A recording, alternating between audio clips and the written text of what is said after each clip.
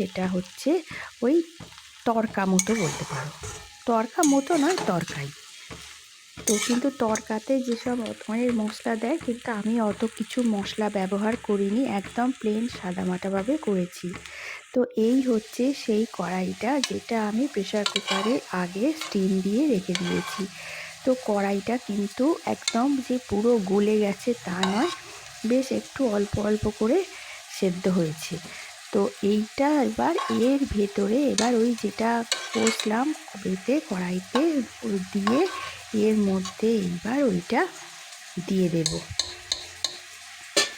তো চলো এটা আগে গ্যাসে বসাই, তারপর ওই যেটা ভাজা করলাম ওই আলু পেঁয়াজ সবজিটা ওইটা এর মধ্যে দিয়ে দিলাম। তো আমি সবজি হিসেবে শুধু আলুই দিয়েছি, আলু টমেটো পেঁয়াজ এইসব দিয়েছি। এর মধ্যে কিন্তু আরও অনেক সবজি অ্যাড করা যায়, যেমন